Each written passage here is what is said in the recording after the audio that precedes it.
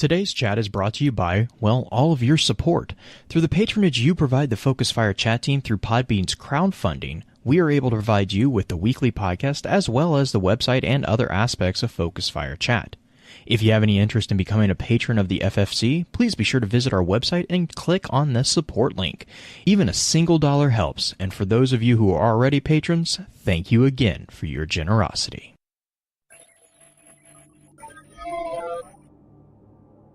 You may have heard the whispers of guardians gathering in the shadows, exploring the mysteries of this world and the worlds which surround us.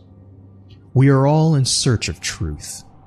Sometimes we need to focus that search, focus that fire. And so we come together. Join us. Join the discussion. Welcome to Focused Fire Chat.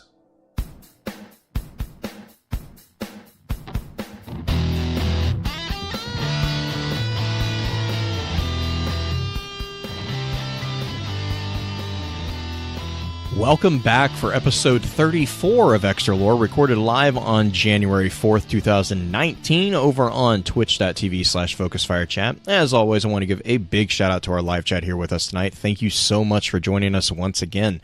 Our topic for tonight's episode is going to be a look at the topic from December, which was Dishonored. But first, let's run through a quick introduction for those of you, or of those who are on the show with us tonight. As always, this is your host, Blue Crew 86. Next up, we have our own master social media, the one and only Green Eye Music Lover. Green Eye, hope you're doing well. How has the week and I guess the new year treated you so far? I've got a finger of whiskey. I don't have a cigar though, but I am set to go for Dishonored. My New Year's been good. It's actually, so far 2019, knock on wood, has been fairly good for me. I've actually woke up in a really pleasant mood, which has been something that has been fleeting lately. But yeah, it's been good. A good week for me, luckily. I know that's not the same for everybody. My friend that I talked about last week, who was in the hospital, she's driving home this weekend. She got released Wednesday from the hospital, and she's driving home. Now, she's not 100% better, because when you have this kind of tear happen in your artery, you're going to be prone to it.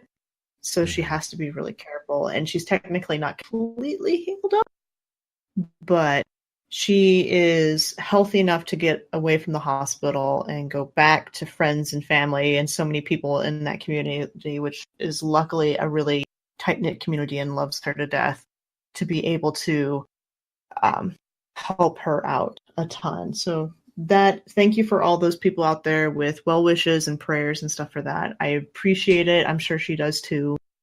But that is the update on Miss Susan. Fun fact, she's the one who married Julie and I, so she has a special place in our hearts for that. Anyway. That's awesome. Yeah, sometimes even getting released from the hospital though is a victory in and of itself, because getting out of that environment and back into your usual, I think, always helps people. That's awesome. So glad to hear that. Rounding out the usual team, we have our good buddy, the lore content cop himself, Beard Grizzly. Beard, how are you doing, and how's the new year going for you? I am death. Death becomes me. Pain is real. Oh, that's right. Pain from unknown sources is even more real. Yeah. No, that's the worst part. Is just you're just kind of like waking up and you're like, what Mack truck hit me in my sleep? Wait, how old are you? 32. Oh, you're not that old. No, I'm not, which is why I'm sitting here going, what in the world? I turn 32 next Saturday. Yeah, I know. Welcome to hell. Welcome to what this will be like. I went from my 2019 being awesome so far to looking forward to having back pain for no reason. Just the absolute epitome of grin and bear it and trying to figure out what the heck is going on. Yeah, no, short version. Like, I woke up I guess this was the other day at this point, and like it hurt right underneath my shoulder blade, and then actually more like around my neck. Then it kind of carried down to my shoulder blade, and then of course when I have nerve pain around there, it ends up carrying over to my head, so I end up having a freaking migraine. And thankfully that didn't kick up again. Like today it hasn't been too bad, but if I'm not sitting back, I'm just so much pain. Which made writing the last little bits that I needed to for the Grimoire anthology a real pain in the neck. And I haven't even had a chance to start on the frickin' other books that you sent me, Green. Mm-hmm. So it's just been it's been a week. Otherwise, there's been plenty of good news coming from friends, family, so on, which I'm not going to really dig into. But yeah, like this weird, painful start to 2019 can stop like the next 30 minutes. That'd be wonderful. There is not enough icy hot or heating pads in the world right now. Chat, according to Chad, it's because you have too many channels on your shoulders. It's just the weight is getting. Oh God. And Jake, I am 32. Yes, I am.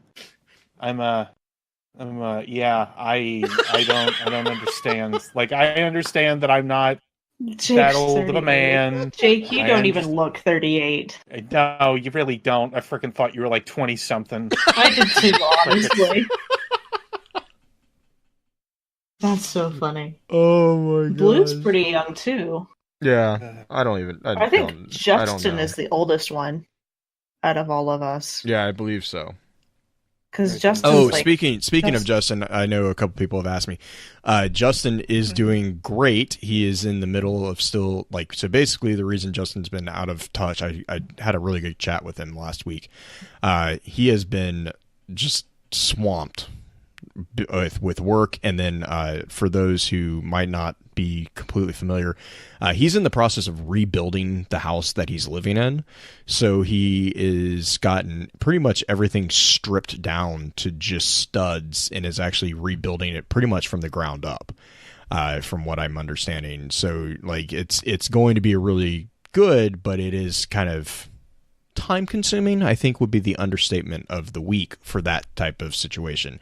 He's doing great. He sends his best wishes to everyone. He's, of course, not happy that he doesn't have the time to jump on. I think we're going to try to get him on for a couple of the top threes.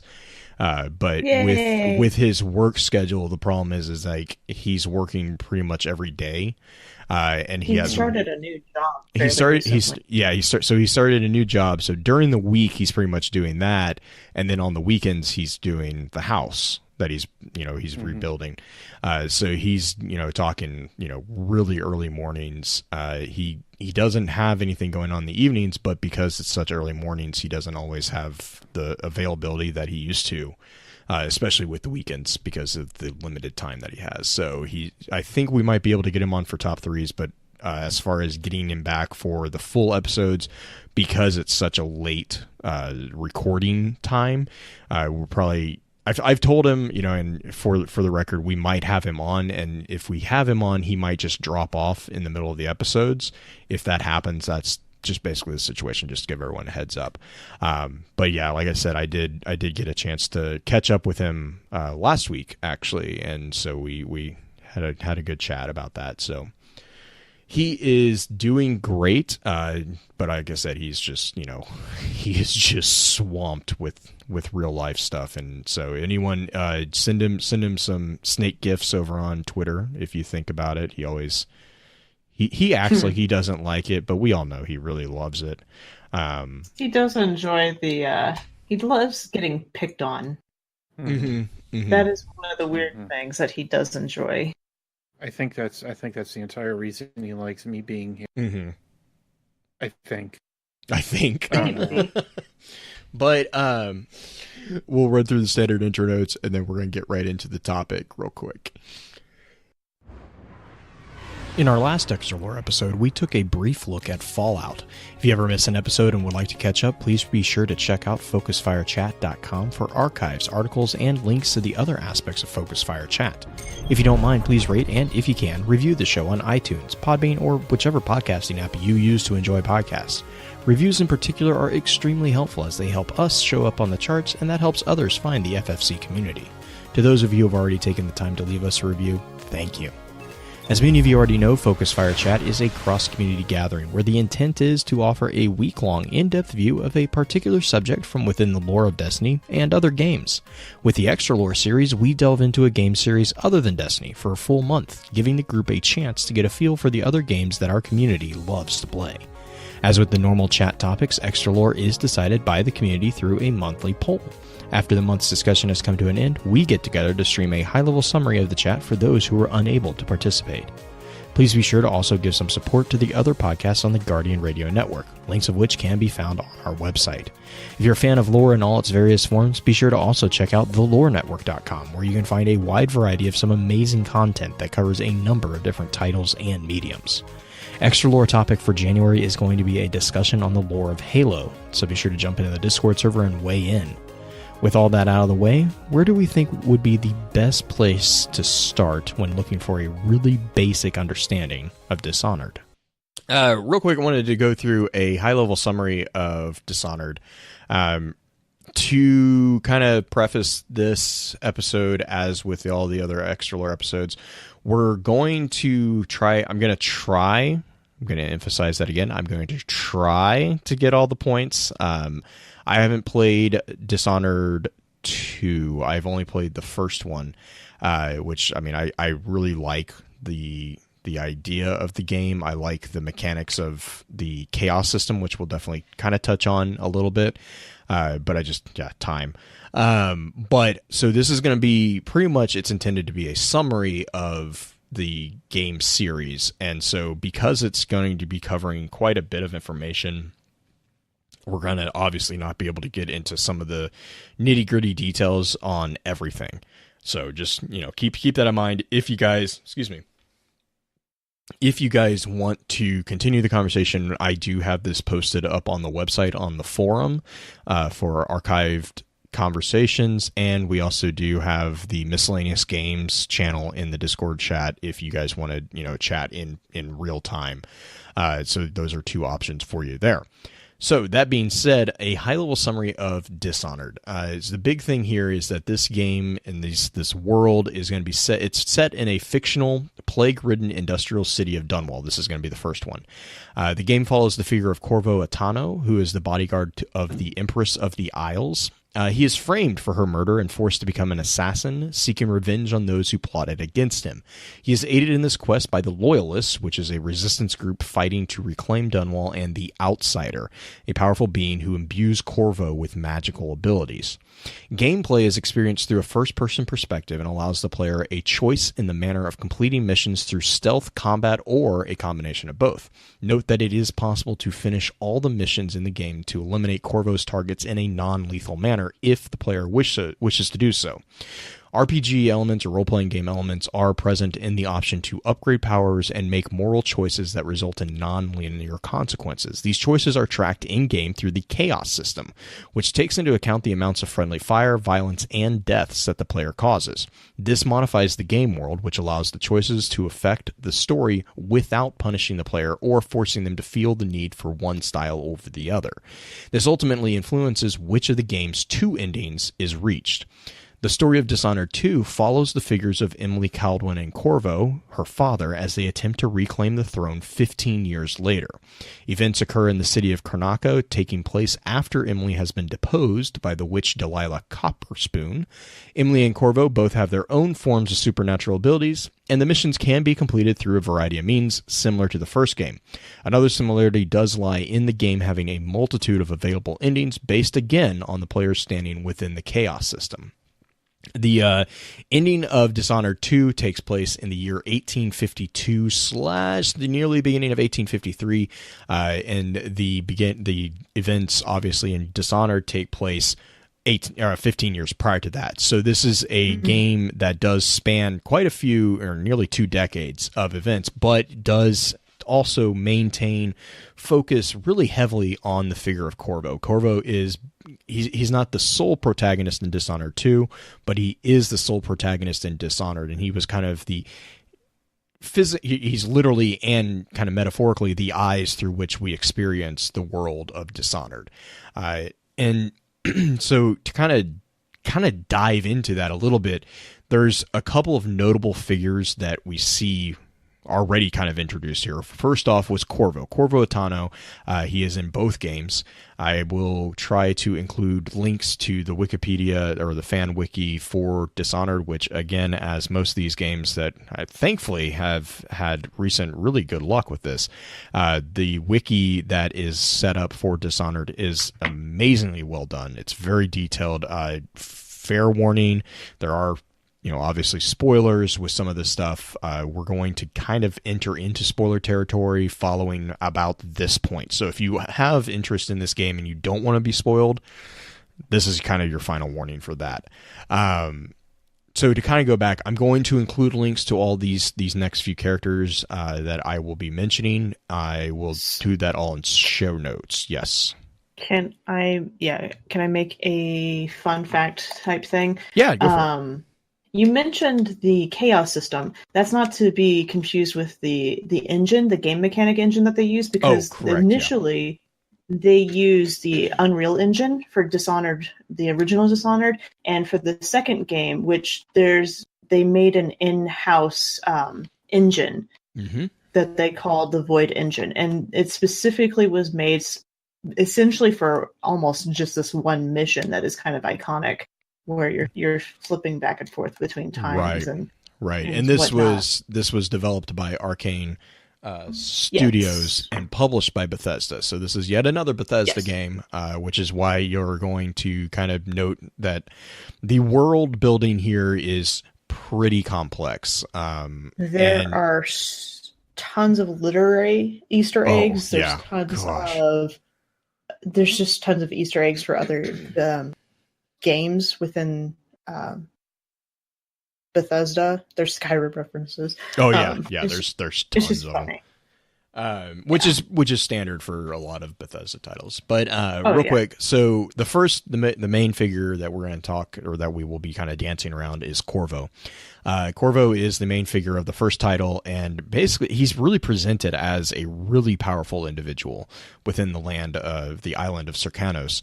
And one of the reasons why he's kind of got this power to him is that historically he was actually born in a lower class family. So this is going to be taking place in roughly the 1800s during the equivalent of an industrial revolution.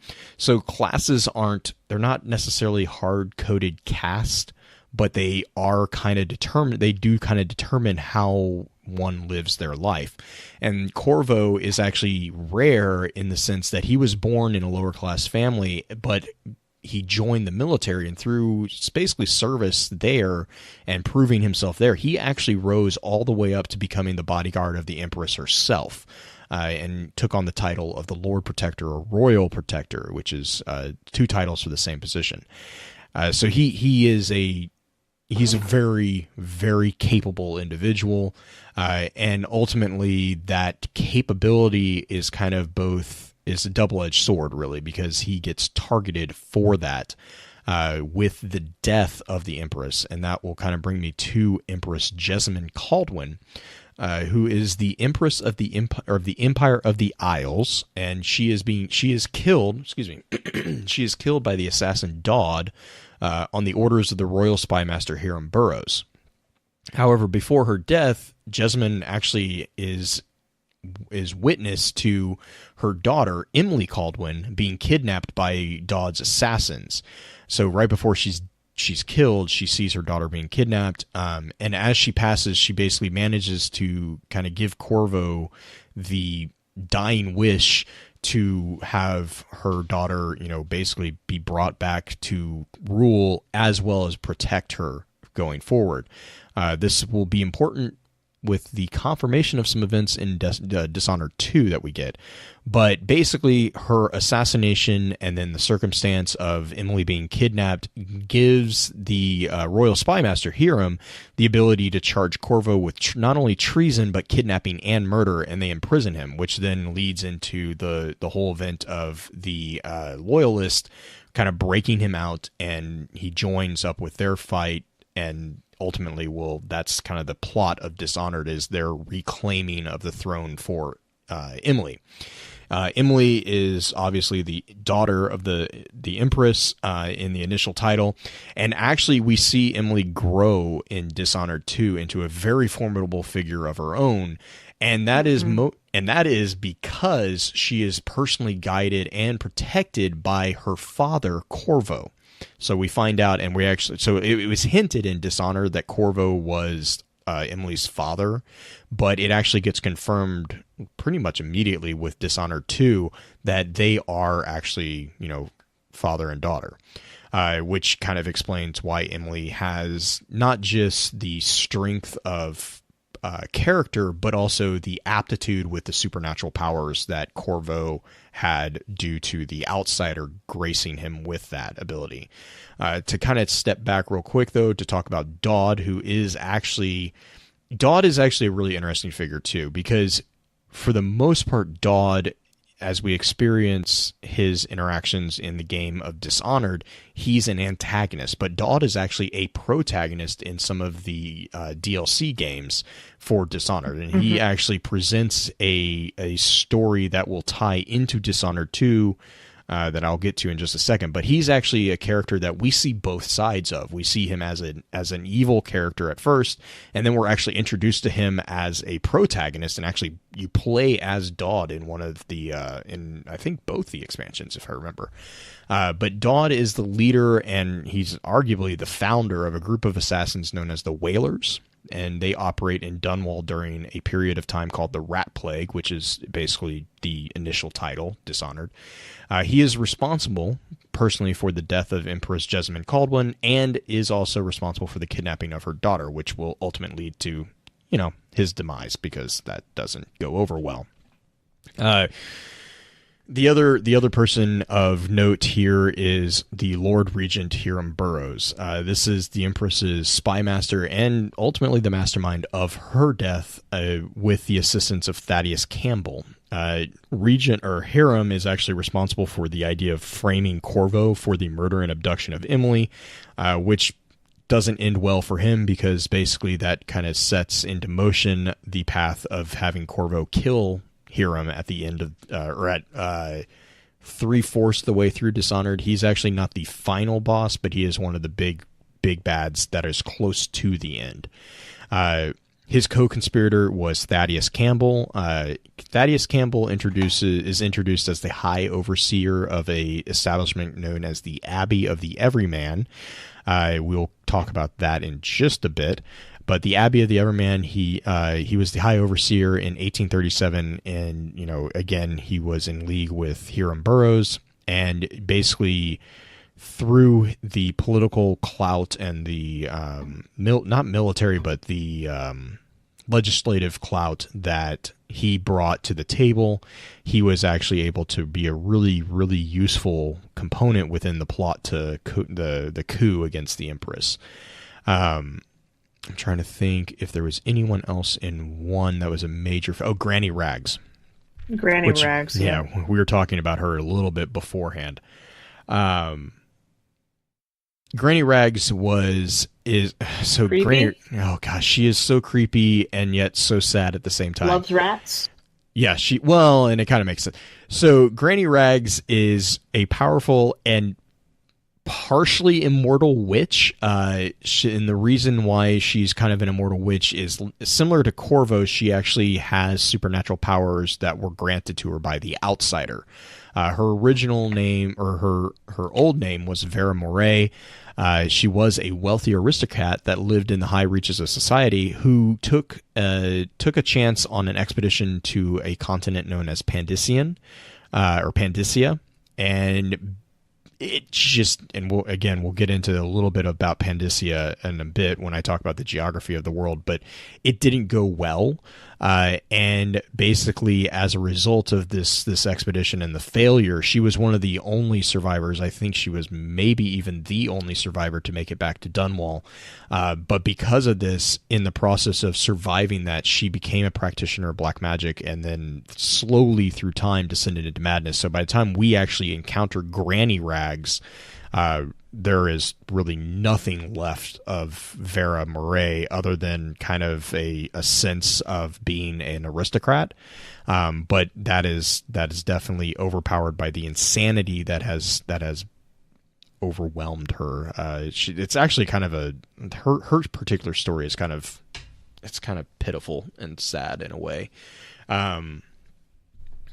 So that kind of pitiful. I mean, everybody's story. Like the Rat Boy's story is pitiful. There's a lot of stories that are just right, kind of heartbreaking. And that is kind of the overarching tone within Dishonored. It's very steampunk, I guess, would be the best term for it. Like I said, it takes place during an industrial revolution in like the 1800s ish era of an equivalent world similar to our own.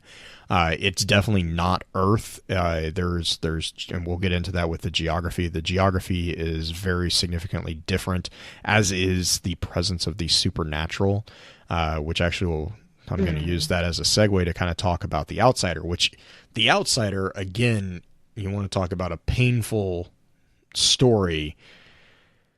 The story of the Outsider is very convoluted and very complex, but basically who the Outsider is the Outsider is a powerful being that is described in multiple places as a mixture of God and the devil.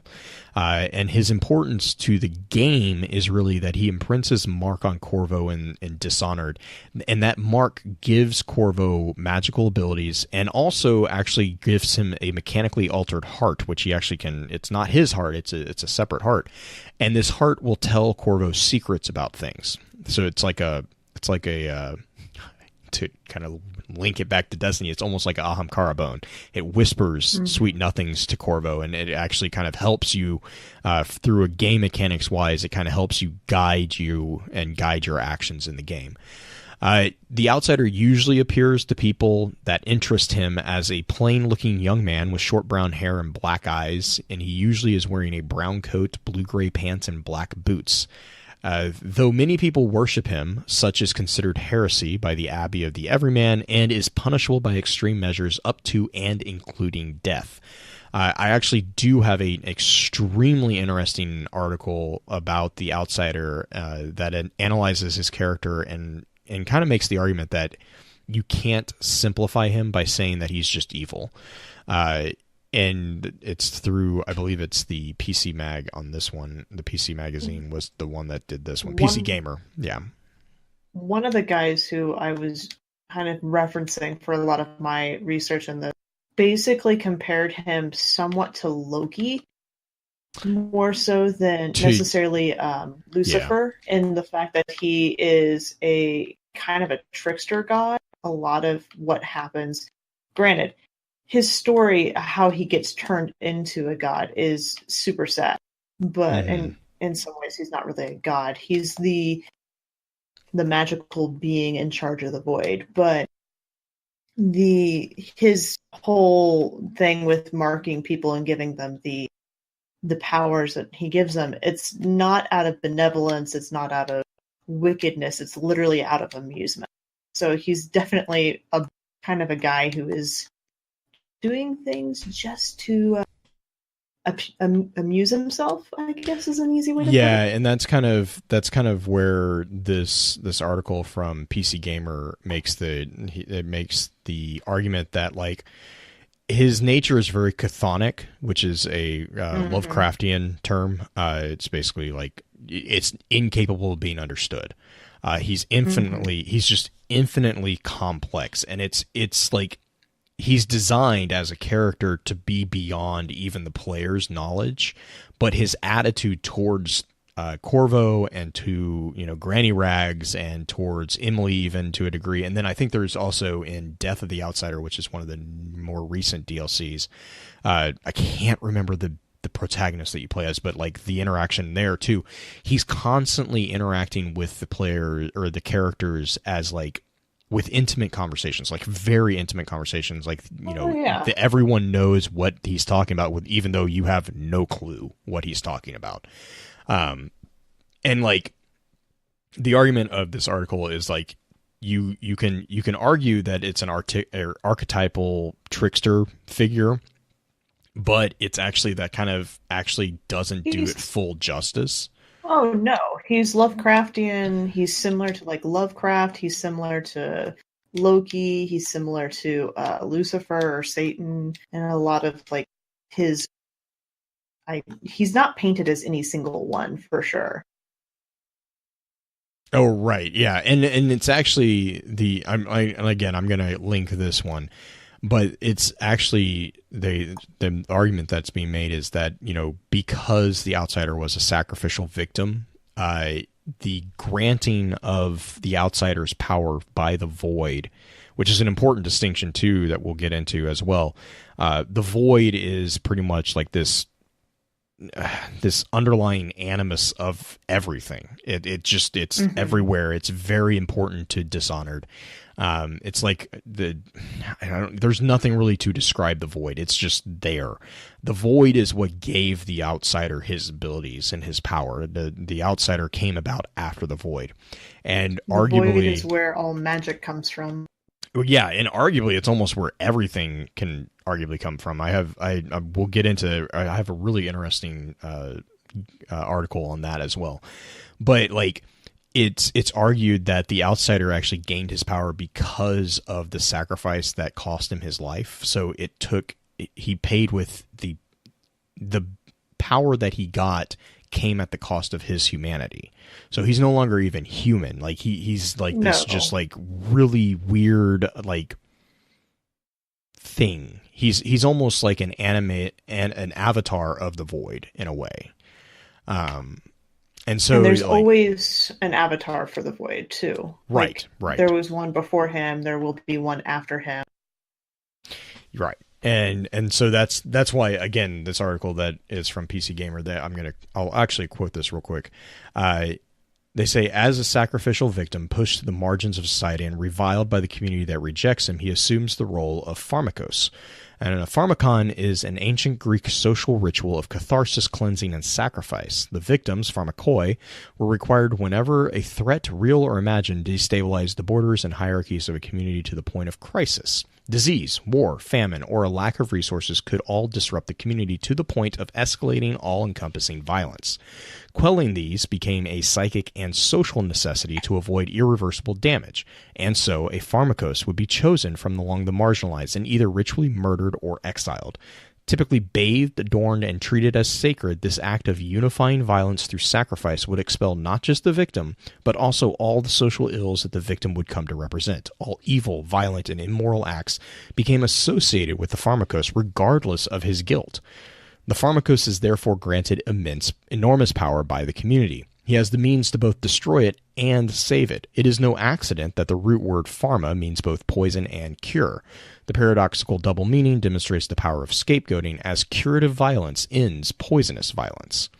It might seem strange to draw a connection between a modern-day video game and an ancient Greek social ritual, but the themes and patterns that come to us from antiquity still have power over our lives. The most revered act of ritual murder across the globe, an event which underpins the language and literature of Western culture, is Christ's crucifixion. We are still preoccupied with sites of abuse and victimhood because of their ability to transcend boundaries that divide mankind. We are all vulnerable to violence. We are all vulnerable to abuses of power. Suffering is a facet of our lives that can level us all. How power employs, perpetuates, and quells violence within a community are questions that we have explored throughout our history. And that's the end of the quote that I really wanted to use from this one. But their argument is that is really kind of at the crux of what it is for the outsider to exist. He's that pharmakos figure within the Dishonored world. And it's almost sad because of all of them, he's one of the ones that in game, you actually don't get a lot of that. You don't get a lot of that story. It's actually through the collectibles that you are able to unlock in game. You do in the second one. Oh, do the you? second Okay, one is okay. Because the second one is when you find out more about his story and everything. Because you kill him in the second one. Right, yeah, because I think like I said, I think that's the most recent DLC is Death of the Outsider. Mm-hmm. Is that the one where we find out that there's always an avatar? Yes, I believe so. I think that's where that actual link came from. There's a couple books specifically related to the Coven that talks about it a bit more. Okay, yeah, okay. But that's the latest DLC where we get the most information about him in general, because he is kind of not amorphous, but a character that you interact with, but you don't really see. Mm-hmm. And the only thing you get touched by is literally getting the mark on the hand, which is the great tattoo. I love it. Right. And there are actually only, I believe if I remember correctly, 8 that have that mark right now, or have that mark at any point in time. Sounds right, I believe. Because I don't think Granny has it. She doesn't have the mark. She just has the power, or some of the power. She has the Coven type thing. There's different ways to gain power with the Void. One of them is through a blood infusion, a sanguine ritual. Mm-hmm. Another one is through the mark of what's his name. There's others. There's other ways too, but the Coven is one of the ways to do it as well. But yeah, those characters are a thing. Mm-hmm. And so that kind of actually leads us into the major characters, arguably from the second title, which are mostly going to be the antagonists, because the protagonists in the second title, as we've kind of talked about, are Emily and Corvo. So we kind of already know them. In the second title, we are introduced to 2 major antagonists, and this is just the vanilla second one. I didn't get a chance to do a lot of looking into the DLCs. And actually the DLC, there is, Delilah is actually in the DLC from the first one, but I haven't had a chance to look at the second one's DLCs just yet. The first individual from the second title is Luca Abel. Luca is the new Duke of Cercanos due to the recent death of his father, Theodanis. And Luca's kind of role within the game is he is the one that provides the military strength of Delilah's coup against Emily for the throne.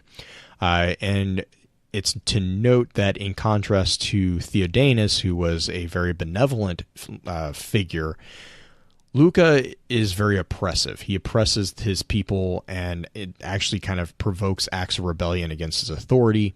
And apparently he's also very openly disdainful for the Abbey of the Everyman, which is a kind of a interesting step for someone in power to take, because the Abbey of the Everyman is kind of responsible for a lot of the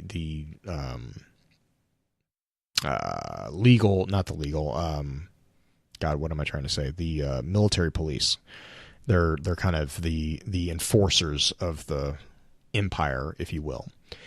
But real quick, Delilah Copperspoon is the other main antagonist in the second title, and Delilah is a witch and is also the half-sister, an illegitimate sister to Jessamine, and this is a relationship that she uses to justify deposing Emily from the throne. The same Delilah whom the outsider tasked Dodd with investigating is revealed to be the leader of the powerful coven, which we kind of mentioned already, which is called the Brigmore Witches. Dowd actually defeats her, and the way that it basically plays out is that Delilah was attempting to possess Emily at the time, and Dowd thwarted those plans, which led to 15 years after that defeat in the Brigmore Witches. She resurges in Dishonored 2 as the main antagonist and successfully completely just usurps Emily when she's the Empress. And so she takes over And during her reign, which only lasted roughly a year, she takes the name of Delilah Caldwin, which is kind of a nod to her hereditary right to the throne. And the reason why she needs that is that because at the time of the Empire of the Isles being formed, in 1626, which was following a very massive war that was known as the War of the Four Crowns, the empire was formed comprising of the 4 separate nations in that area. And so it basically became a way to kind of blend those regional governments and cultures.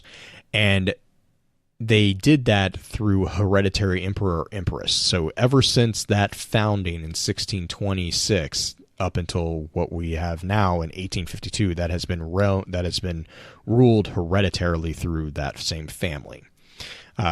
To note, though trade and interaction between the nations of the empire is expansive, and it's pretty much generally a not necessarily a happy happy state. It's a pretty even state. The state of the international relations is dubious during the events of the Dishonored due to the political intrigue and other minor conflicts between the nations. And so the contrast to the hereditary emperors, they don't just have a dictatorship, because not only do they have an emperor or empress, they also have a legislative parliament that helps curb possible excesses of the monarch, as well as a long line and a long list of aristocrats and other influential members of a high society that largely dominate its political affairs. So it's not just a one man or one lady ruling the whole thing. They have to contend with a lot of different people. Okay, so that kind of brings me into... There is one more character I think that okay, go for it. Should be mentioned. Billy. Billy is one of the characters from the original that is kind of a jerkface. She's one of the antagonists. Not a nice character to deal with. She's also in the second one as kind of an apprentice. Or no, she takes over as one of the... Gosh, what was it? She takes over as one guard type things. Anyway, she is one of the other pivotal characters. Not as a one that you follow a ton, but she's there a lot. And then I know you play as someone else. You're talking, is it Billy Lurk? Is that... Yeah. Dodd, yeah, Dodd's. Billy Lurk, Dodd's partner. And she's the protagonist in Death of the Outsider, correct? Yes, I believe yeah. so. Okay.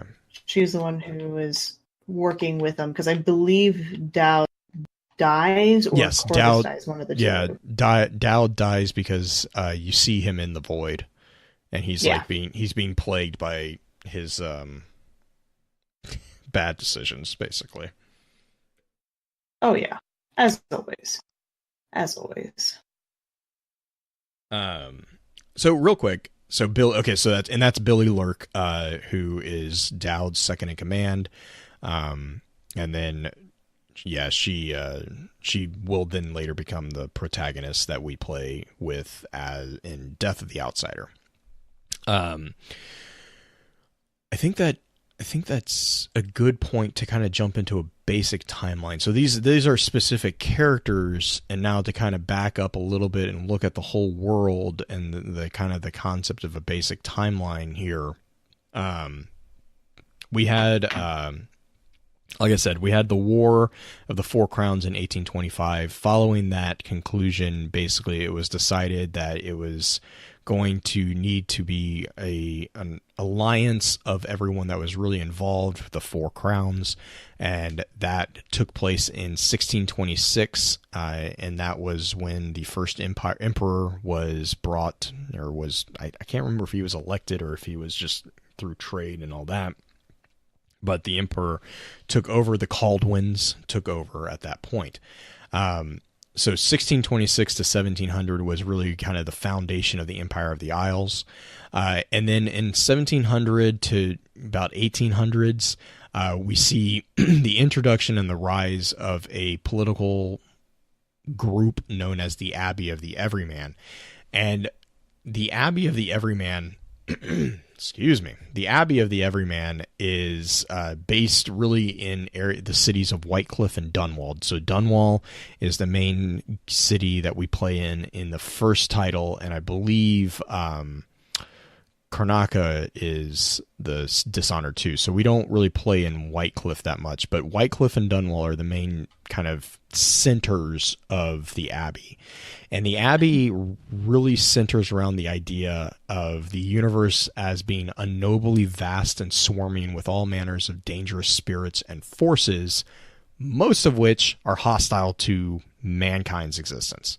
So their primary goal is really to stand against the outsider. That's kind of their central tenet, is they are completely against the outsider and everything that he does or stands for. However, they are often tasked with civil matters, which includes, but it's not limited to, officiating marriages, regulating the Isle's calendars, and an event known as the Fugue Feast. We see the regent when Hiram overthrows Jessamine. We also see them being granted the full authority of civilian police force, which kind of never gets taken away, if I remember correctly, which, you know, that causes a lot of fun in not only the Dishonored title, but also Dishonored 2.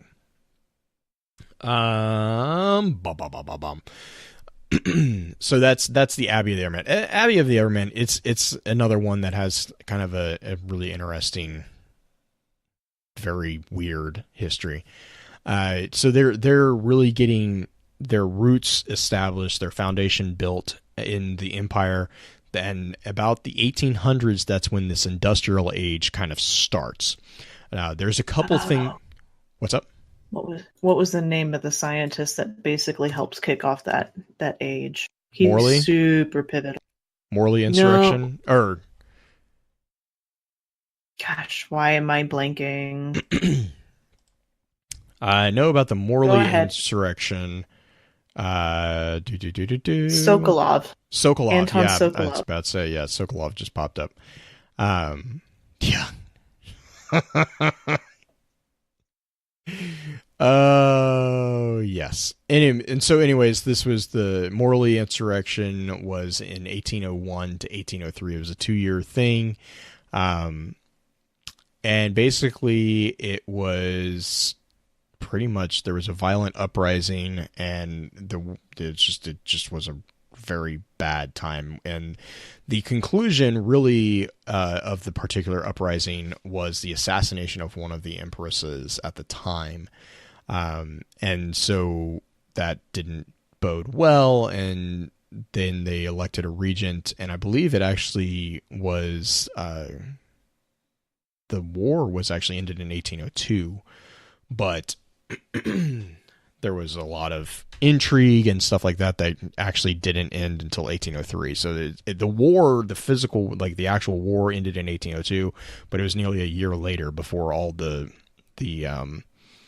ramifications and after effects of this particular insurrection kind of were felt or were finished. And that led into what's known as the First Regency in 1803. And that was really the establishment of, like, really firmly the establishment of specifically the Caldwin line.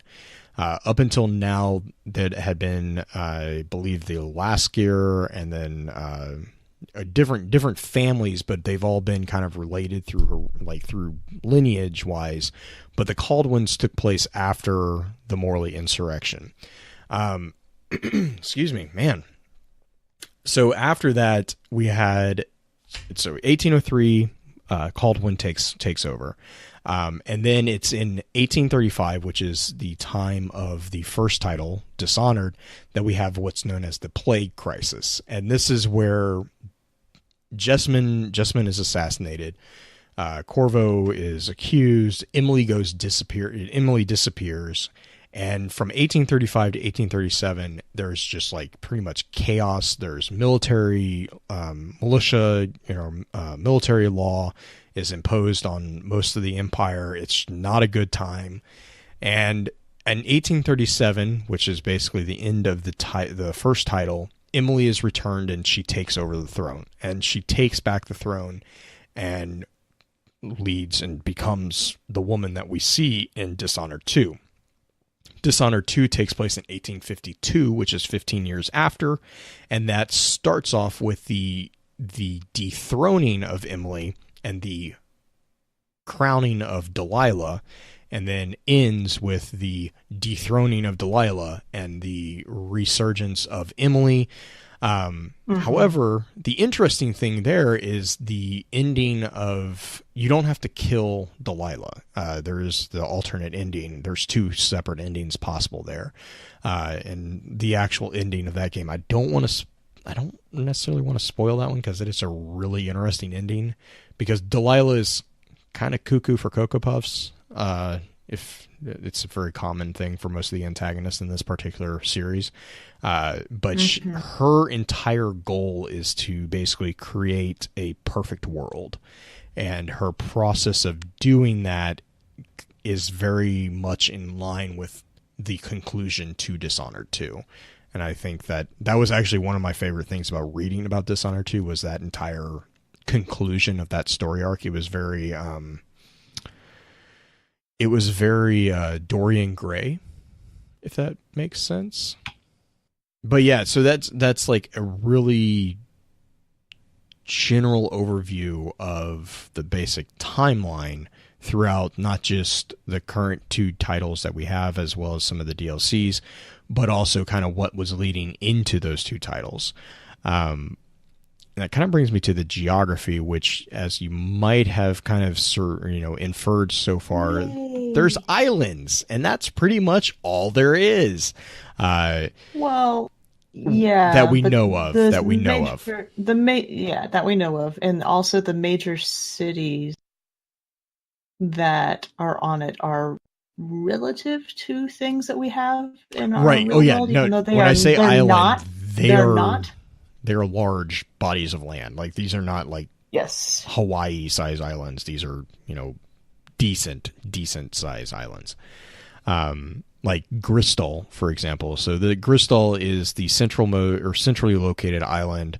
It's known for rolling green hills and foggy meadows. It's the imperial center of the Emperor of the Isles. The cities that are located here are the imperial capital, Dunwall, as well as half of the population of the entire empire. So that kind of gives you an idea. Gristol is a very large body of land. And it's known for farming, shipping, whaling. Whaling is a very important thing in this series. Oh my gosh. It's super important. Yes. We'll get into that when we talk about the Void. And mining, and is obviously a proud supporter of pretty much everything Imperial, like the Imperial Navy, the Army, whatever. They are very big on supporting that, because they are kind of the seat of power. A couple of the other areas, or the other cities that we have on Gristol are Bailton, Driscoll, Old Lamprow, Poolwick, Potter's Head, Redmore, and Whitecliff, which we had mentioned about the Abbey. The next island is Serkanos, which you might remember is where Corvo kind of comes from. Serkanos is the southernmost island and is known for warm, temperate climates and has basically beaches. That's pretty much what it is. Even so, most of the people there are very hardworking, and actually this island is noted in game as being the preferred retreat for pretty much all the nobility, because it's pretty much a tropical paradise. The cities that we have on Serkanos are Karnaca, which is the capital and is the main setting of Dishonored 2. Then we also have Bastillion, Culero, and I believe it is Sagunto are the other cities. And I can't remember if we actually see any of those or if they're just mentioned. That brings us to Tivia, or Tivia, which is the northernmost island that is under the control of the High Judges, which is a quasi-military tribunal. Tivia is a very cold and harsh climate and is home to basically ores and really independent people. The cities that are in Tivia or Tivia are, I'm going to butcher these names, Dabokva. Dabokva? I have no idea. Devokva. The Dab city, which is the capital. Alexin. Kaltan. Yeah, go for it. Maya, Praedum, Samara, Tamarak, Wagon, and Yarrow. Yeah. And then I don't- Morley. Yay, Morley. I like. Okay, so Morley and Dunkirk are definitely areas that remind me of other areas in real life of places I'd like to go, aka London and Ireland slash the like Welsh area. Anyway, Morley has Wynandon, Alba, which is an old name for other things, Erin, Kilkenny, and Freyport. Yeah, no, go for it. It's an island that is ruled by a king and is known for its gloomy climate and hardy populace, as well as poets, musicians, philosophers, and food. Food Yes. sounds like Ireland. Okay, let's get to the metaphysics. This is a part that I've been excited for. So that's the geography. And one place I do want to mention before we go to the metaphysics real quick is Pandysia. It's a good segue. It's the segue that I also would lead into, because the Pandysian continent is actually the largest known landmass in the world of Dishonored. However, that being said, it remains completely unpopulated by the people of the Empire of the Isles. But this isn't because of lack of attempts. So the Empire kind of believes that there is no civilization upon the continent. This belief is really encouraged by the Abbey of the Evermen, because they view the people of Pandysia as nothing but brute savages. However, those brute savages, combined with a violently bizarre ecosystem and almost completely inhospitable terrain, have prevented all colonization efforts by the Empire to date. Not that they have stopped trying, but they cannot. I think they finally got a foothold and managed to build a small port town, but that was after decades of attempts. No, it used to have civilizations there. It no longer does, because that's where the plague come from. Right, and arguably there are civilizations there. They just view those individuals as uncivilized. Like it's very very stereotypical Western Us versus them. European expansion type presentation. Yeah. I get the feeling is reading the Pandysian continent thing. But the important thing about the Pandysian continent is Pandysia is kind of really connected to the void, more so than even kind of you see with the islands of the Empire, which I'm going to kind of use that as the segue to introduce the void. The void is described in-game by Delilah actually as something that is unspeakable. It is infinite, and it is nowhere, ever-changing and perpetual. There are more things in the endless black void than are dreamt of in your natural philosophy.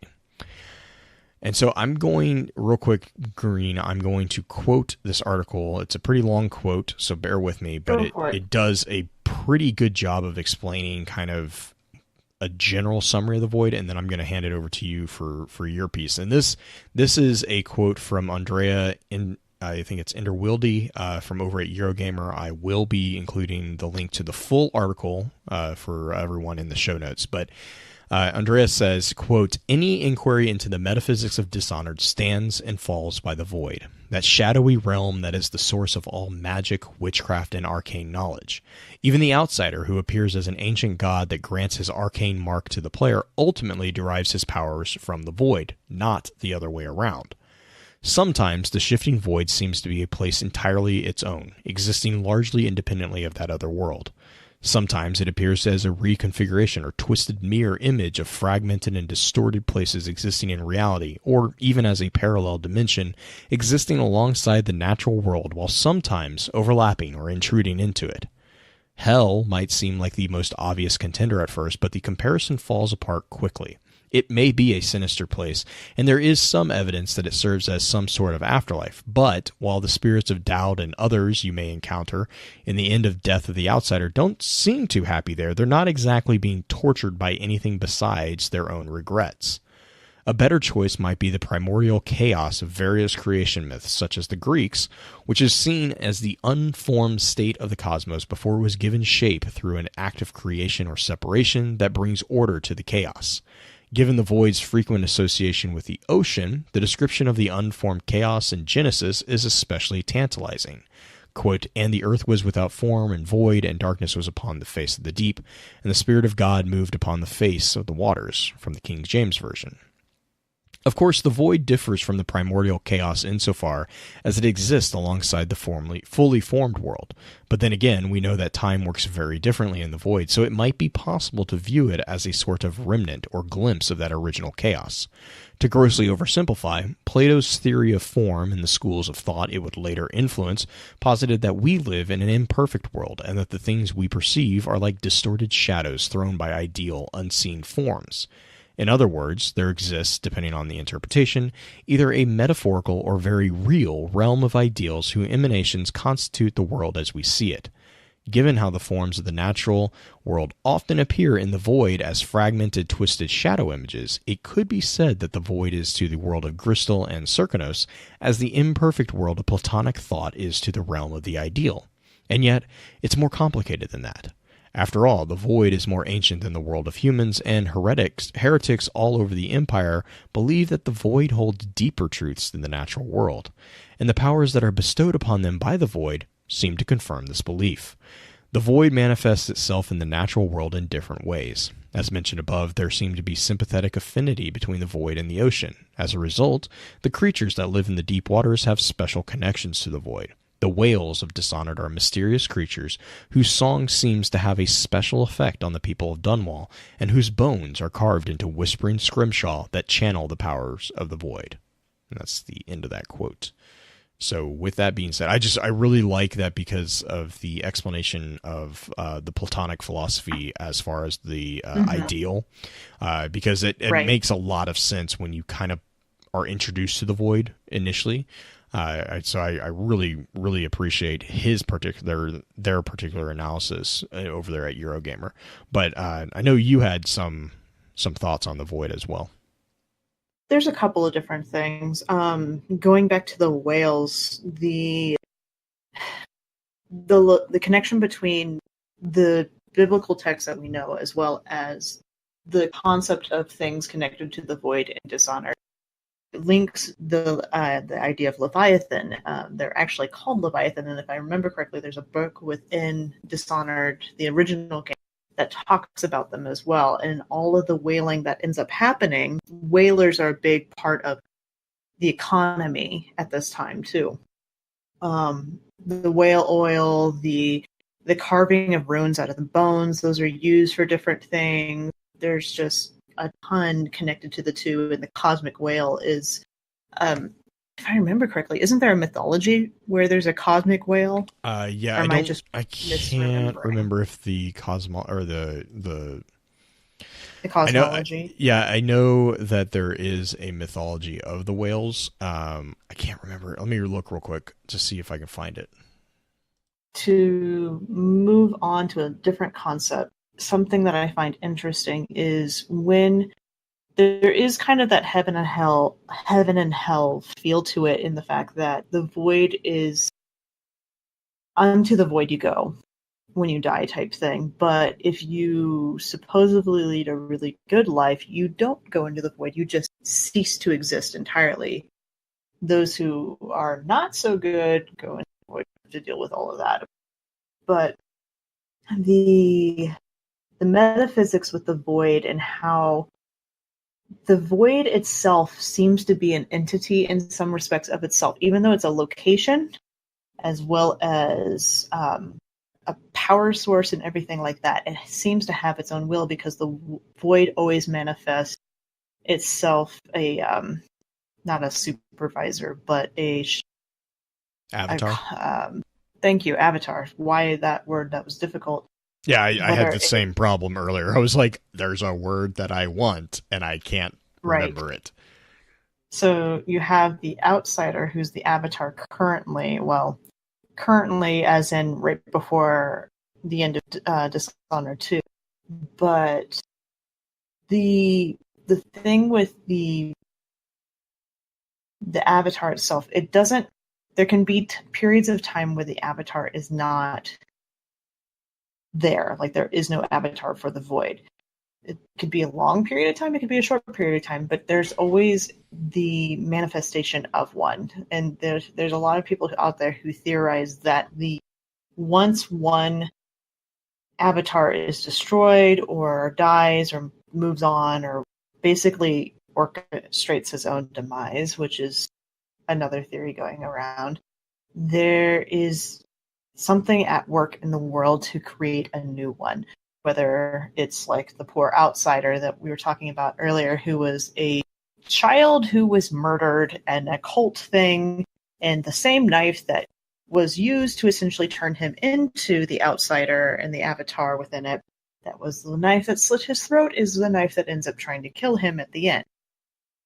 But I digress. That lore gets really, really convoluted. Mm-hmm. But I like this concept of the void and the fact that it is arcane knowledge and mystical, but at the same time, there's somewhat science tied into it. A lot of the ones who use it very scientifically. It's very feeling it out. It's almost alchemy in some degrees. Yeah, it definitely feels that way, and it kind of makes me wish, because they have rune circles and stuff. Like they're very precise in the way that they manipulate the energies and stuff like that. I do completely see that, what you're talking about with that.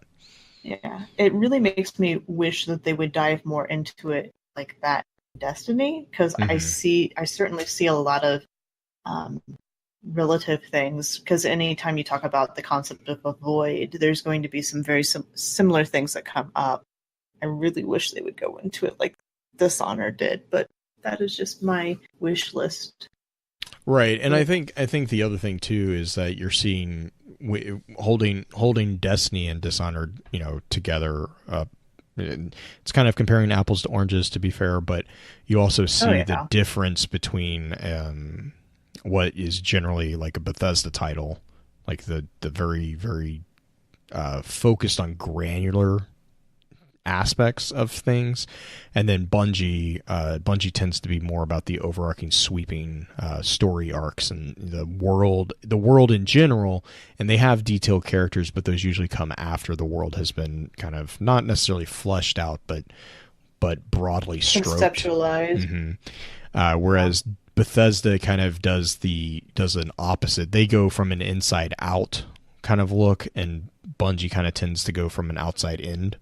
It's just two kind of ways of world building that there's not one that's better. It's just two different approaches.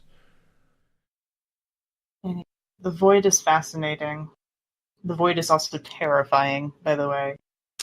Chat's talking about like the explanation of the void, and the one that I like so far is the connection to Stranger Things, the Upside Down. Which is really accurate, I think. Like, I kind of really think that's Neverwhere. Yeah, is another. Yeah, Neverwhere. A little less creepy than the Upside Down, but yeah. Right. Well, Neverwhere is a little bit more approachable. Yeah, if you can find the door. Yeah. Oh my gosh, that's another book. If you guys haven't read Neverwhere, you need to fix that immediately. Neil Gaiman, or Gaiman, however you pronounce his name. Gosh, that book was, and it's easy read too. Just you should pick it. It's also a really decent TV show. They actually did a pretty fair job on that one. I haven't seen it. Let's see. That's really, actually, honestly, I thought that was going to take me longer to get through. We did good. We did really High good. Five. Yes.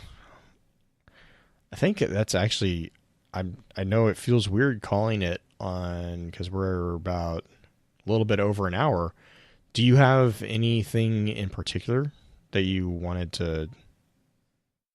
How would you describe the gameplay in it? Yeah, I saw that over in chat. So if you guys have listened to us for a while, you know that I am very, very much a like single player title fan, and especially when it comes to Bethesda and RPGs, I'm a sucker for a lot of them. And I'll be honest, the only reason I have not picked up Dishonored 2 is because of my time. Like, I just don't have time to play a lot of games that I really would get sucked into. And Dishonored, to be honest, is one of those. As with most Bethesda titles, it's very, very... you can get lost in the world. It's very open world. The chaos system is probably one of my favorite story. It's a good karma system, and I hesitate to use the word karma system because it's better than Fabled. Oh yeah. Well, I'm not even gonna. I enjoyed the Fables. I know. I cannot. So here's my problem with Fable. Just real quick, my problem with Fable is the artistic style. I can't get over it. I can't stand. I thought it was adorable. It was so cute. That's probably my problem with Fable, is that it's just too cartoony. Like, I can't get over it. It just bugs me so much. Okay, here's a question then. Did you ever play Kingdoms of Amalur? Briefly, yes. I don't remember it. That one's... Oh my god, that's got such good story. I remember, yeah, because that's the one... Yeah, I think that was on the 360, if I remember. Mm-hmm. I'll have to see. I'll have to try to dig it up, because I think I still have a copy of it somewhere. I'd have to remember. I don't remember exactly what system it was on, but I think it was Xbox One. Oh yeah, it might. You're right. I think you're right. Yeah.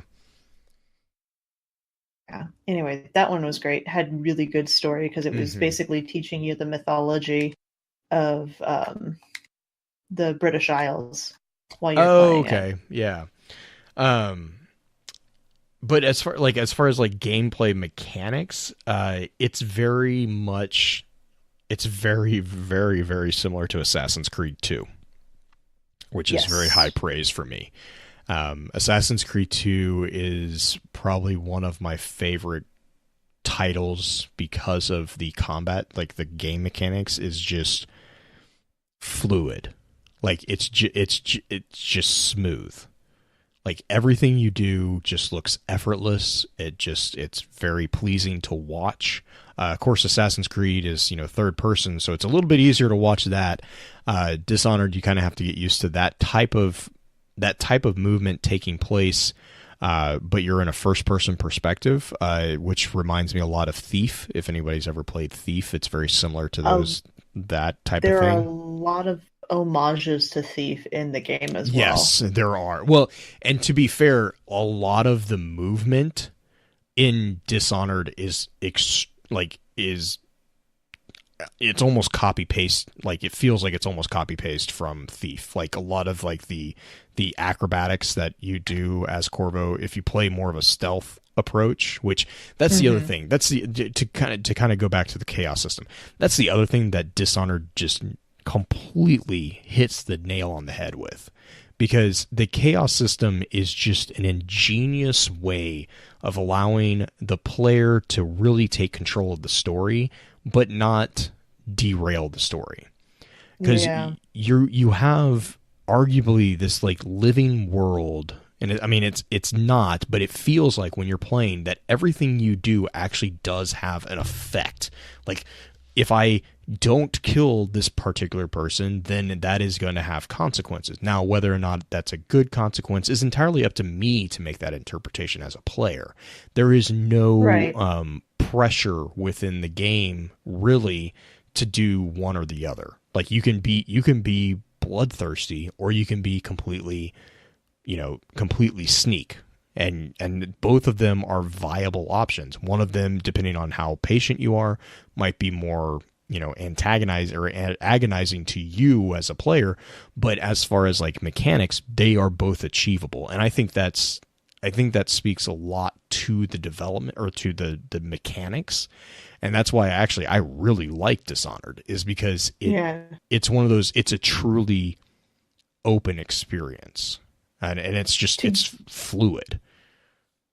To give you a really good example of how much detail they put into this game, there is, I don't know if it's necessarily considered an Easter egg or whatnot, but there is a mission where there's a town crier who is, he's kind of a jerk face. Like, he's just talking smack the whole time about you. And you basically have the opportunity to kill him. Oh, yeah. If you choose to do so. And you basically bypass the end of the mission and go back to the spot where the crier is talking. It's a female crier now because they've replaced him. And Easter egg, it's Carrie Fisher. Oh, is that the Easter egg for her? Yeah, okay. Yeah, she voiced the line for the crier, the female crier, if you kill the male crier. So it's like, well, wait. That is a very oddly specific thing. First you have to kill the crier, and then you have to go back to that spot. So what I'm hearing is I am actually getting rewarded for killing the crier. Yes. Carrie Fisher is amazing. Rest in peace, princess. I really, like, for me as like a huge RPG fan, I really appreciate it when it's very obvious that the game developers have put immense thought into creating a world in which it truly is kind of an open world. Like, because that's very difficult, especially from a storytelling perspective in video games. That's extremely difficult. Like, that's why I love all the Elder Scroll titles, is because I am notorious. I will be like, I play the first like half of the mission, then I'm like, oh, that's the main quest, I'm going that way. And I just completely don't go on the main quest. And Dishonored is, I mean, it's more linear than that, because you kind of are forced to do specific things, and you're kept kind of on a leash as far as it goes for the storytelling. But there are points at which you can, like, there's a couple events with Granny Rags that you have the option just to kind of go off and find out more about this like crazy old lady who's asking you to go do stuff. And like there's an entire event with her where you have the option to like defend her against the gang. Like, you can defend her or you can just leave. Like, there's no, there's obviously consequences on both sides, but like, that's entirely up to you. You get to choose that. And for me, that's a huge thing. So, I mean, from my perspective, if you haven't played at least the first one, my understanding is from a lot of people that they actually prefer the first one. I haven't played either, or I haven't played the second one, so I can't weigh in on that. Right. But yeah, it was, chat. Okay, we'll kill the time crier every time.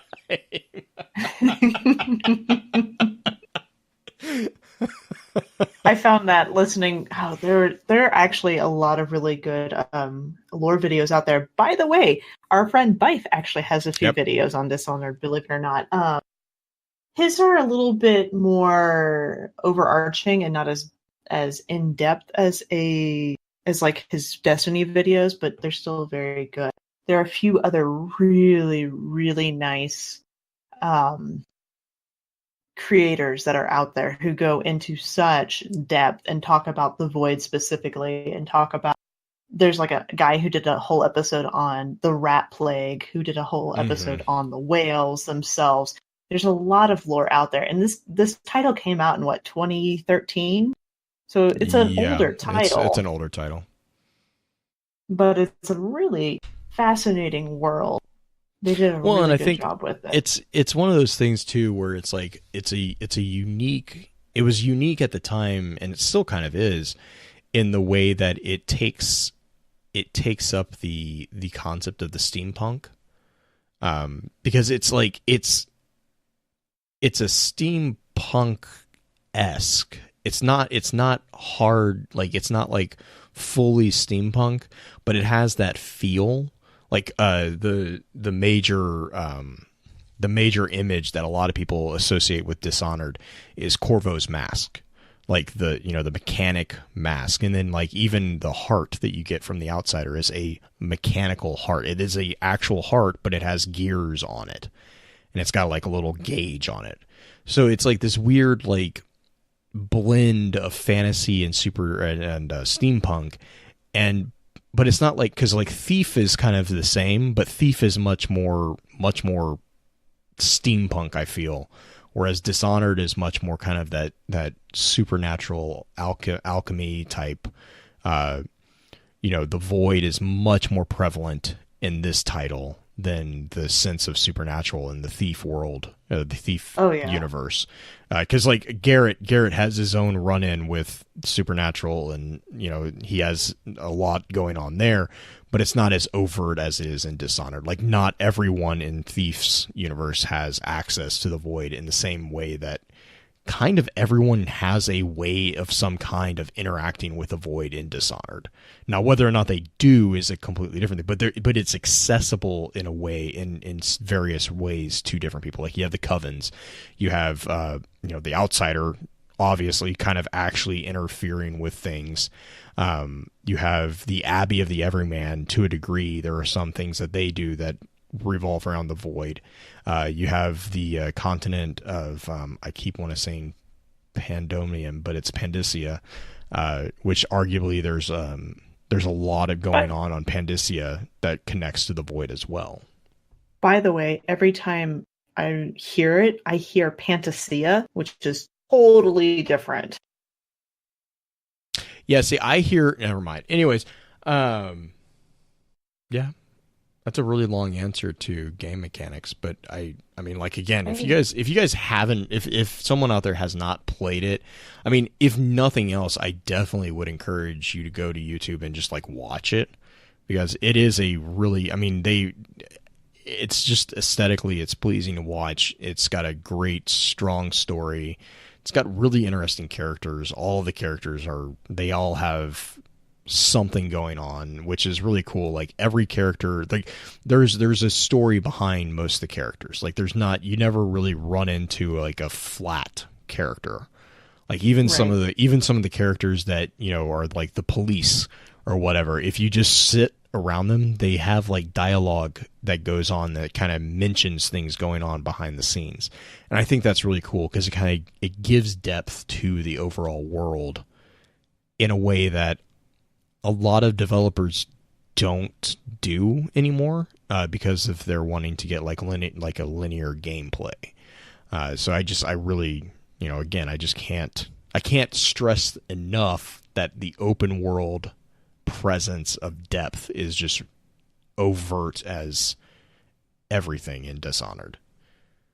Oh, Lava Shot just mentioned something about speedruns. The current world record holder as this is just insane. He beat the entire game. This is, I believe, Dishonored 1 in 22 minutes. I'm like, how? I don't know how he did. It's like the Mario, I swear there's warp tubes in the game somewhere.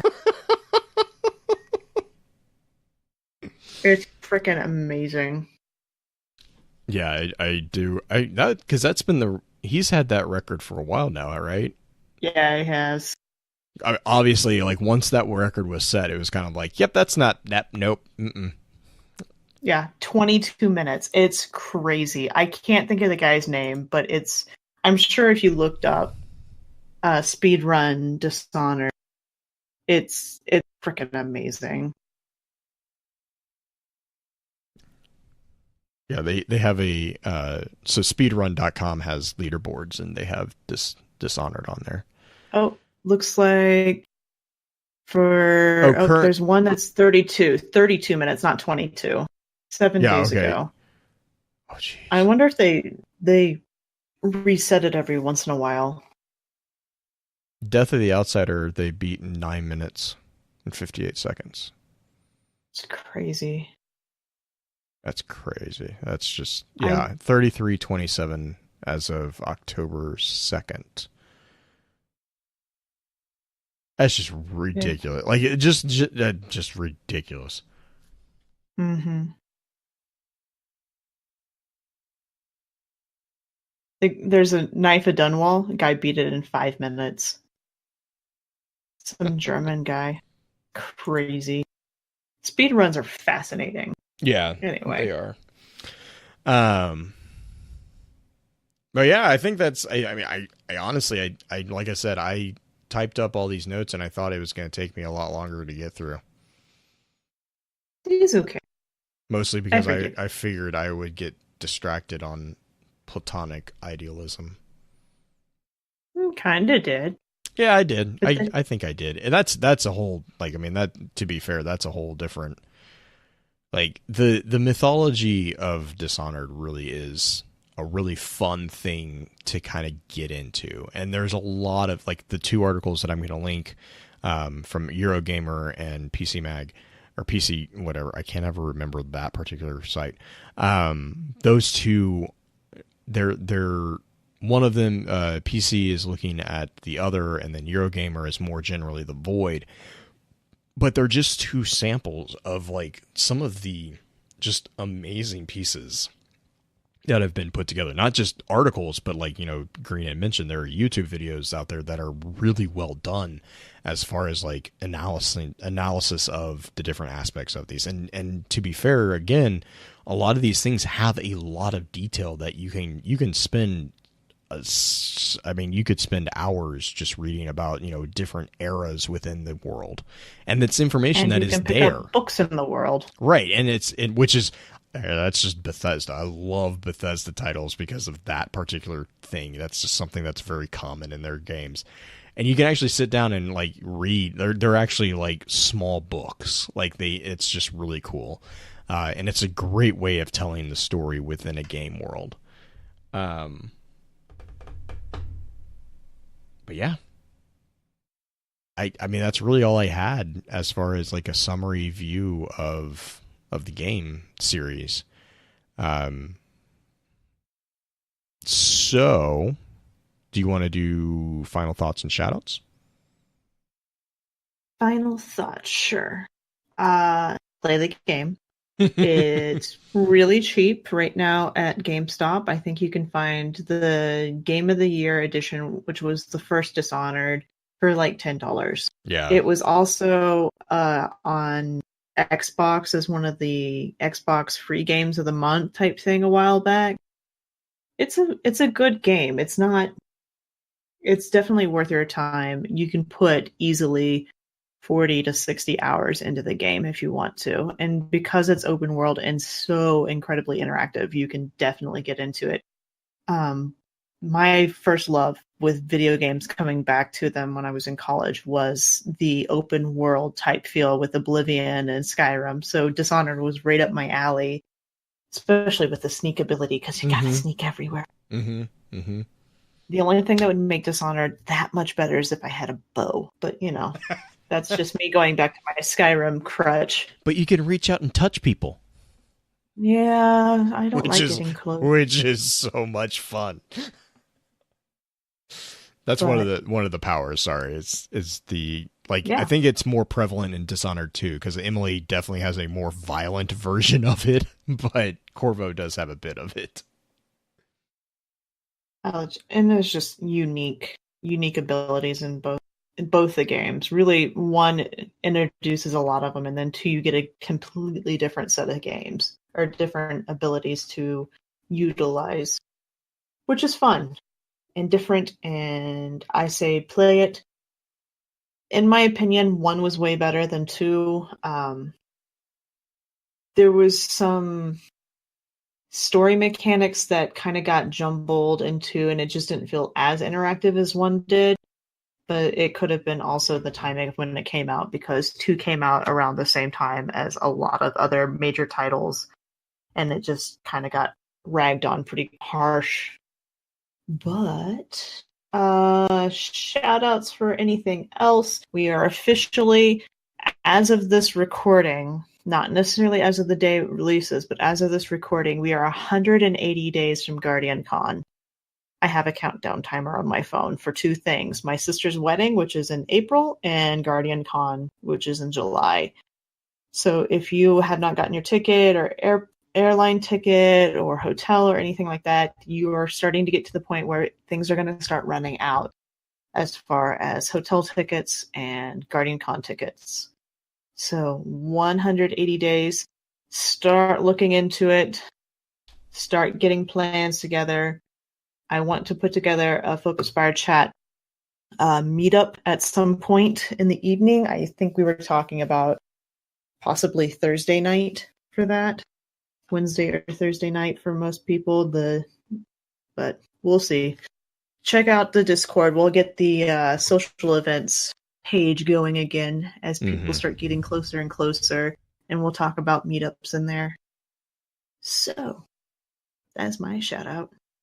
Yep. Shout out to my poor schedule making for forgetting to upload the top 3 last week. So you guys will have lots of extra episodes this week. Sorry.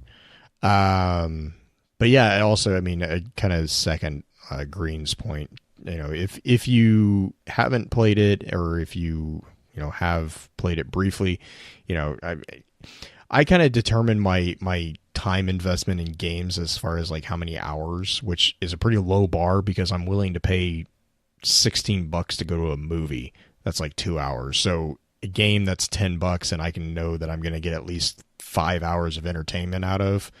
It's kind of hard to argue that as far as like entertainment money spent. So this is definitely, this game is definitely on an acceptable list if you don't have it. Even, a lot of games that are more like $20, $30, if like going into Dishonored, I can almost guarantee you that if you give like a bit of exploration a chance, you're going to probably get lost in the game. And that's going to be a couple hours worth of just entertainment, just learning about the world and just taking it in. Like, it's just some of the coolest stuff is in the little corners that you find. And so I mean, if you have the time, if you have the extra cash, I definitely say that it's worth the investment. But yeah, and then other than that, we're looking forward to what 2019 has. We did our top 3 before this show. You'll get it after the show drops. You'll get it on Wednesday. But, we talked a little bit about what we were hoping for in the new year and what we're looking forward to. And, I think that it's, to quote Green, to knock on wood, it looks like it's going to be pretty nice. But we'll see. It's already a little bit happier, it feels like, than 2018 was just a rough year, I think, for a lot of people. I don't know why. Yep. I don't know why, but it just was. But yeah, so we appreciate you guys, tuning in and listening. Let us know if there is a topic of extra lore that you want us to put on the polls for people to vote on. I think I know I'm going to get chat going again, but I think it's on there already. Warhammer wants to be brought back, so we'll put that back on and deal with the void again. Ring the pain bell. Fife to come on. Ring the pain bell. Yeah, Nier is on there. Y'all better vote for it. There was another one that I got asked to put on there recently. Mortal Kombat, because Mortal Kombat 11 is, I think, coming soon. That's coming out soon. Mm-hmm. It's like a couple months yet still, isn't it? For Mortal Kombat? Yeah, I believe so. But Beard and I were talking about that. 3. Yeah. Kingdom Hearts 3 in 24 days. Mm-hmm. Yeah, I know. Maybe. Yeah. They might push it back, though, another 5 years. Please, no. I want to know what happens. I want to know what freaking happens. It's been too long. As excited as I am, I may have to actually pass on it, though, for a while. We did Horizon Zero Dawn. Yep, we did a Horizon Zero Dawn, and I did that one from my porch. Yeah, that was we had Potato on for that one. So yeah, but yeah, if you guys have a extra lore topic that is not on the poll currently, and that poll is not running this weekend. It was running last weekend, which is why I'm confused. Just shoot us a message and we'll get it added.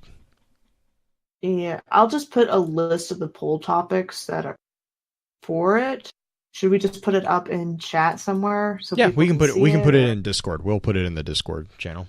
That's definitely that way. They can see what episodes are available while we're not, have it as a pin message or something. Yep, sounds good. Beard, did you have any shout-outs or final thoughts? Just that I wanted to talk about Thief the entire time.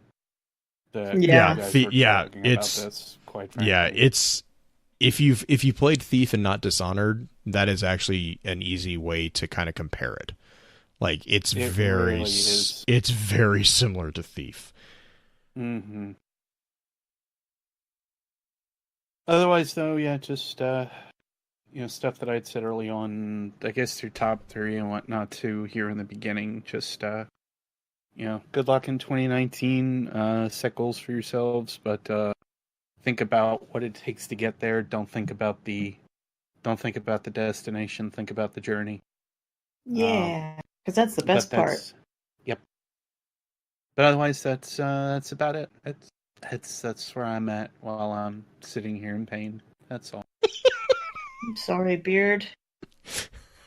It's fine. I really hope this is fine by like Tuesday, because this is fine. I can't. Everything's fine. I can't. Everything is fine. It's that emote's fine. for sale. That emote is for sale at the Eververse. Don't worry, I have that one. And so, you want to talk about back pain? Don't worry, I have both of those. That's no problem. Nice. Oh man. So all right, we'll run through the outro, and then I imagine we'll stay for a little bit of an after show as usual, but we'll see you guys next week, and thank you once again, and looking forward to chatting with you for this next year. With that, we'll begin to wrap the chat up. Thank you again to those over on Twitch for coming to spend your evening with us. If you'd like to join us for the live streaming of the episodes, please be sure to give us a follow over on twitch.tv/FocusFireChat. Links to our episode archives can be found at www.focusfirechat.com. Please be sure to email us at focusfirechat@gmail.com with any comments or questions for our team concerning the podcast, and let us know how we're doing by giving us some feedback and a rating over on iTunes as well. Also, be sure to check out all of our amazing partner podcasts within the Guardian Radio Network over on theguardiansofdestiny.com. So until next time, focus your fire, and may your light shine bright.